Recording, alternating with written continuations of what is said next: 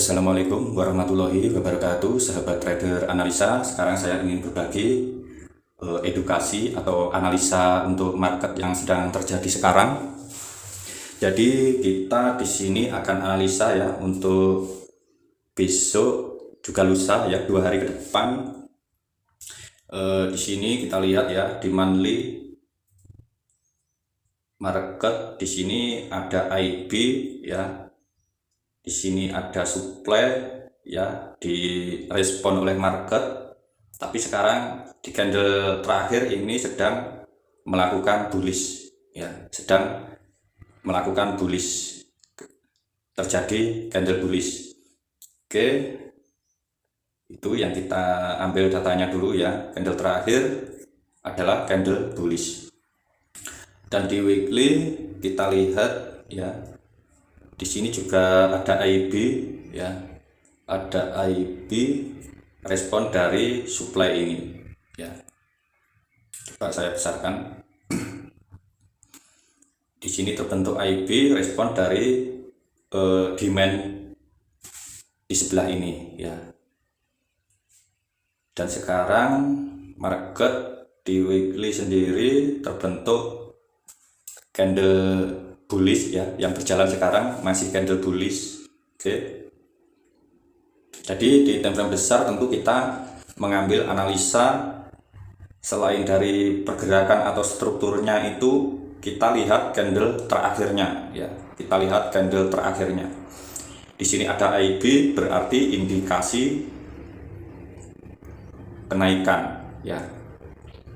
Oke, kita sudah ambil datanya. Indikasi kenaikan ya. Di sini kita lihat juga ada terbentuk A, B ya. Ini tinggal menunggu C-nya apakah mampu break. Jika mampu break, maka market kedepannya akan terus bullish ya. Kemarin kita lihat di sini tidak mampu break demand ini ya.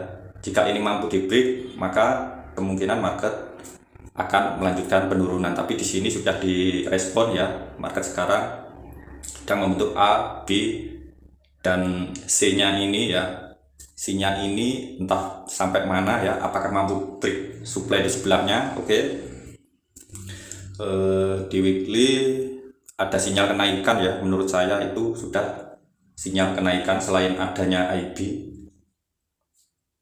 Oke. Di daily di sini ya, di sini kemarin itu di video sebelumnya itu saya kasih tanda Bible musangnya, karena di sini ada yang namanya CP1B ya. Ini candle CP1-nya ya. Oke, saya besarkan biar lebih jelas ya.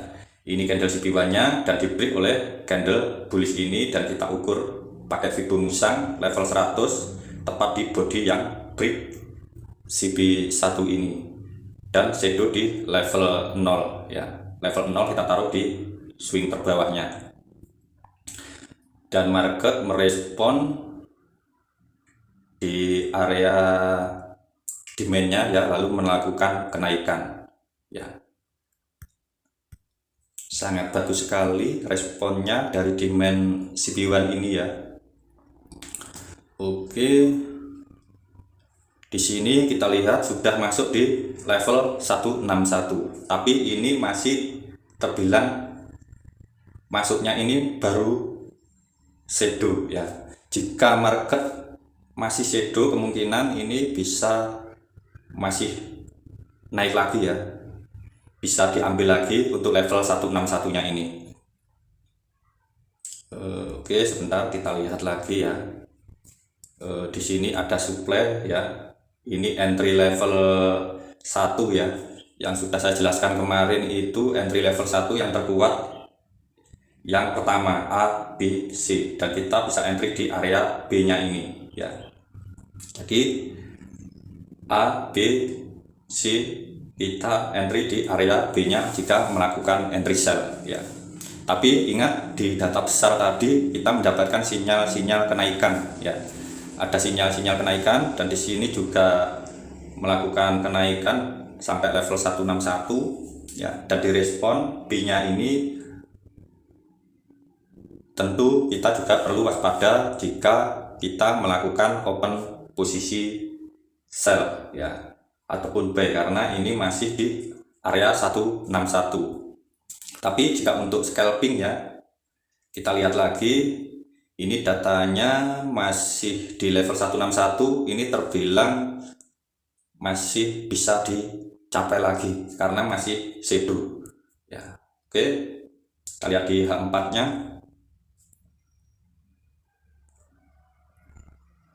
Di H4 kita lihat dari bawah ya.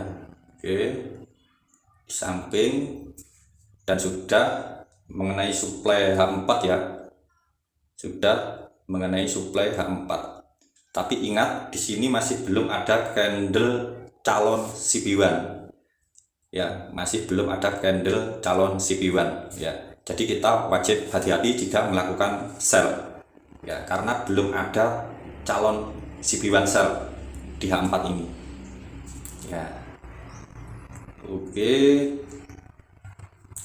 di H1 sekarang ya, suplainya sudah saya tandai tadi ya, ini area-area supply ya, itu area-area suplainya di H1. Nah, di H1 di sini ada candle bullish ya. Jika ini nanti di break ya, indikasi penurunan ya, masih indikasi penurunan, berarti terbentuk dominan break sell ya, dominan break sell di H1 ini. Tapi perlu diingat ya, kalau menurut saya jika ini masih di break tapi tidak mampu break candle CP1 ini ya, candle CP1 nya ada di ini market masih berpotensi untuk naik ya, jika tidak mampu break candle CP1 ini ya. Jadi di sini candle CP1 nya berada di sini ya. Jika ini nanti mampu di break dengan body candle bearish, maka kita cari entry di area-area body dominan break ini ya, untuk sell jika ini mampu di break oleh body. Oke, mudah-mudahan teman-teman bisa paham ya yang saya maksud. Dan untuk time frame M30 ya, sebentar. Di sini ya, saya tandai juga ya di supply di demand-nya ya, ini juga termasuk area demand ya. Ini adalah area demand. Kalau saya lebih cenderung ke open posisi buy. Kenapa? Karena di time frame besar itu tadi sinyalnya banyak yang indikasi kenaikan ya. Selain adanya IB ya, adanya IB, indikasi kenaikan itu lebih banyak ya, lebih banyak indikasi kenaikan di time frame besarnya ya. Jadi catatannya di sini, jika mampu break ini baru kita memiliki sinyal penurunan.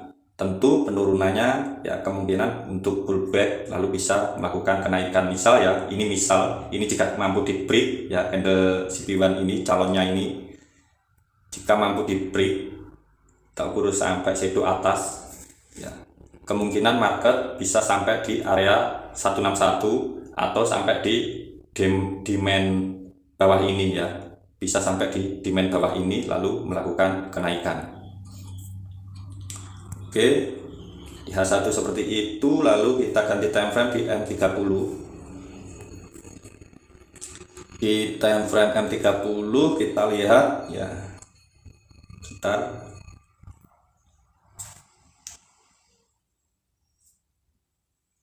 Di sini ada dominan break sell ya, tapi sayangnya dominan break sell ini shadow teratasnya itu ada di sini ya, ada di sini. Jadi ini juga kurang bagus ya, menurut saya itu kurang bagus. Jika dominan break sell-nya yang ini dan bisa break candle CP1 ini, nah itu sinyal penurunan yang cukup kuat ya. Apabila ada dominan break ya, kemudian dia mampu break candle CB1, maka sinyal itu akan jauh lebih kuat ya. Jika CB1-nya mampu di break, maka jauh lebih kuat. Di samping pertama ada yang namanya dominan break ya. Dominan break terbentuk lalu mampu break CB1, maka sinyalnya itu jauh lebih kuat. Oke, di M30 ada dominan break ya. Dominan break sell, ini candle dominannya.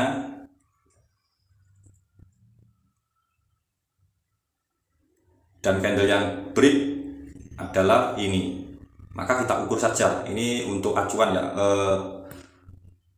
Untuk acuan kita jika mau melakukan open posisi buy ya. Jika mau melakukan open posisi buy itu di area ini 161 bertepatan dengan demand di M30 juga di H1 ya. Oke, kita lihat di level 261 bertepatan dengan demand di sebelah sini ya.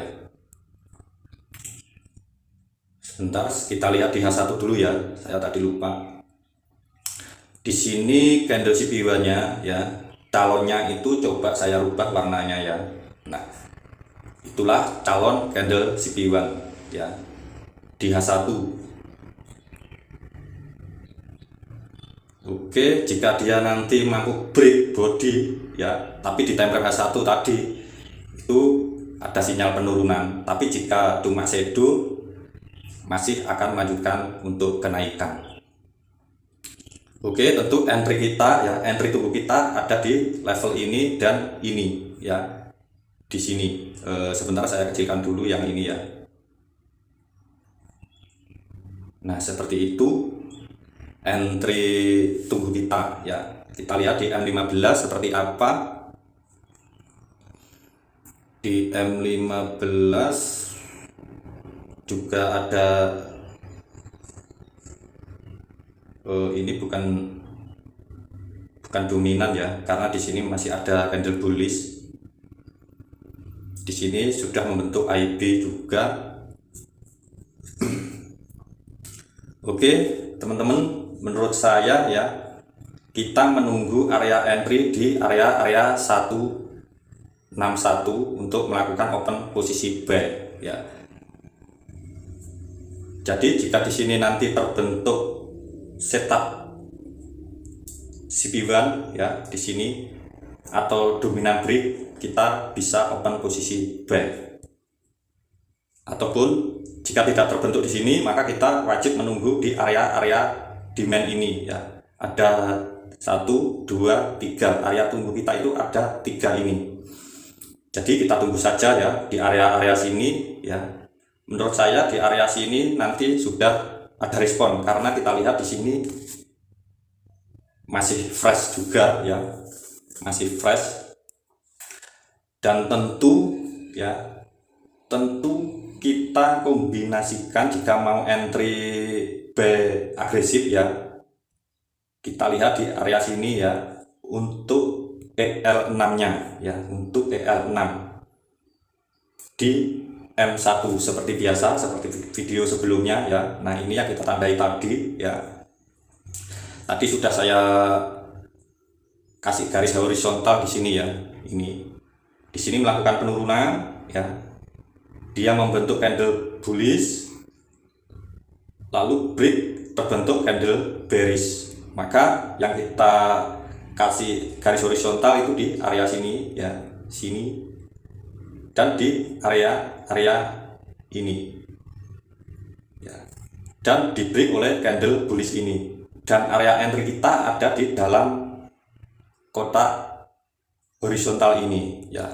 Saya kecilkan ya.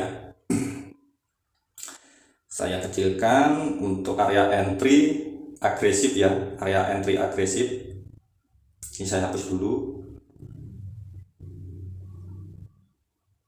Nah, disinilah area entry kita untuk open posisi buy. Tentu SL-nya kita taruh di bawah swing ini ya. Oke, saya kasih garis horizontal ya untuk SL-nya ya. Ini cuma sangat kecil ya, SL-nya ini sangat kecil. Sebentar. Tapi ingat ya, buat analisa ini sebagai indikator saja ya, indikator saja. Jika teman-teman punya metode lain yang sudah teman-teman jalankan selama ini dan memiliki probabilitas yang bagus, tentu ini hanya sebagai indikator saja ya. Seperti itu saran saya ya. Jadi area tunggu kita atau area entry agresif kita itu ada di area ini ya, ada di area ini, tepat di shadownya ini ya. Tapi jika nanti market tidak sampai di ini, di demand ini, dia sudah sampai di demand yang ini, body yang ini, lalu dia membentuk CP1 atau break candle seperti ini ya. Ini candle CP1 nya ini masih calon ya, untuk sekarang masih calon. Jika mampu di break, maka kita bisa open posisi buy di area retestnya ya. Jadi tidak perlu menunggu di sini. Tapi di sini saya juga pasang order limit di sini ya. SL-nya kita lihat ya. SL-nya ini sangat tipis sekali ya. Saya taruh SL-nya ini sangat tipis sekali ini. Jadi saya open posisi buy-nya itu di area itu ya. Untuk open posisi agresif ya. Jika kita mencari EL6 di demand berikutnya ya, jika ini nanti gagal, kita lihat ya, jika ini nanti gagal, maka untuk open posisi agresif bisa di area ini. Kita lihat di M1 lagi ya. Ini khusus fair goal ya. Untuk yang lain, fair yang lain teman-teman bisa backtest dulu ya. Nah, di sini kita lihat ya, entry level 6-nya ini ya, dimana ada penurunan, lalu dia ada kenaikan, lalu di break oleh candle ini ya. Jadi ada penurunan, kita kasih garis horizontal, waktu break, waktu close candle ya, setelah itu dia melakukan kenaikan lalu membentuk candle bearish close candle, maka kita kasih garis horizontal, itu entry EL6 ya. Nanti akan saya buatkan videonya ya, lebih detail lagi di EL6 ya. Sekarang masih di entry level 2 ya, kemarin itu nanti saya bikinkan. Oke, ini adalah entryan kedua jika yang kita gunakan tadi entry pertama itu gagal, dan SL-nya juga jangan jauh-jauh ya, cukup di sini saja SL-nya, di bawahnya lebarnya spread dari broker, karena broker itu berbeda-beda ya spreadnya. Oke, SL-nya tentu ditaruh di situ. Coba kita lihat di M15 ya. Nah, itulah area entry kita untuk open posisi buy ya. Inilah area entry kita untuk melakukan open posisi buy secara agresif. Tentu cara ini sangat memiliki risiko terkenanya SL, tapi kerugiannya itu cukup kecil ya. Jika nanti setelah menyentuh lalu market terbang ya, itu kita ukur pakai Fibo. Jika terbentuk setup CP1 atau dominan break di M15, maka kita cari take profit di 161 dulu. Take profit wajib seperti ini misal ya. Ini candle CP1 ya. Kita ukur ya, kita ukur seperti ini ya. Nah, jika nanti sudah tersentuh lalu market terbang, ini acuan kita untuk menentukan take profit. Nah, 161 tentu di sini terambil ya. 161 di situ sudah terambil. Nah, nanti jika kita melakukan open posisi buy juga seperti itu ya. Jika nanti ini direspon, tunggu sampai break CB1 ataupun dominan break diukur pakai Fibo seperti ini, maka take profit wajib di 161. Dan jika teman-teman open posisi 2 layer bisa hold dengan catatan ya kasih SL plus ya. Jadi begitu kira-kira analisa saya ya. Ini saya gabungkan juga dengan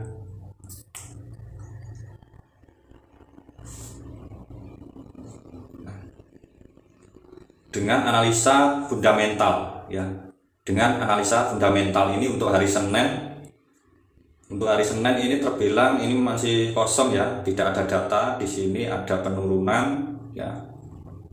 Tapi tidak terlalu agresif penurunannya ya. Jadi untuk besok itu sebentar. Aduh.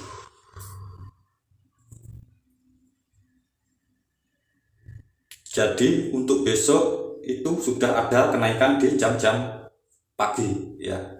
Ada kenaikan, lalu penurunan, kenaikan, penurunan ya, sesuai dengan zigzag struktur ya, naik turun naik turun. Nah di jam 4 sore ini melakukan impulsif naik ya untuk euro, untuk USD ya, untuk gold ini bisa ya buat acuan. Untuk gold ini ada penurunan di jam 5 sore besok ya, di jam 5 sore besok. Tapi setelah itu ya di jam-jam 7 malam ya itu melakukan kenaikan ya, melakukan kenaikan. Dan ini market sideways ya, setelah melakukan kenaikan lalu market seperti ini. Oke, seperti itu ya sampai tanggal 15 ya. Coba saya analisa ya. Tanggal 15 di sini ada kenaikan sedikit ya, sebentar. Ini terlalu pagi menurut saya. Saya analisa yang malam saja ya. Yang malam ini enak untuk dianalisa. Karena ini ada news ya. Nah, ini tanggal besoknya lagi ya, lusa ya. Untuk lusa itu masih ada kenaikan. Bahkan ini sangat impulsif ya. Kenaikan besok itu, besok lusa ya, itu sangat impulsif. Ya, kenaikannya itu sangat impulsif. Kita coba di sini sampai jam berapa ini?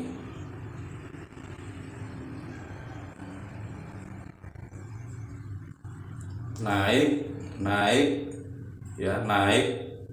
Jadi market ini jika kita lihat di fundamentalnya mulai besok ya, mulai besok sampai lusa itu melakukan kenaikan itu di fundamentalnya. Tapi di teknikalnya kita juga perlu analisa ulang ya. Jadi maka dari itu kenapa saya cenderung untuk open posisi buy ya, karena di fundamentalnya tadi sudah indikasi kenaikan ya. Dan di time frame besar ini di sini juga ada indikasi kenaikan ya, membentuk A. Ini tinggal menunggu C-nya ya. Sebentar ya, di daily dulu. Nah di daily seperti ini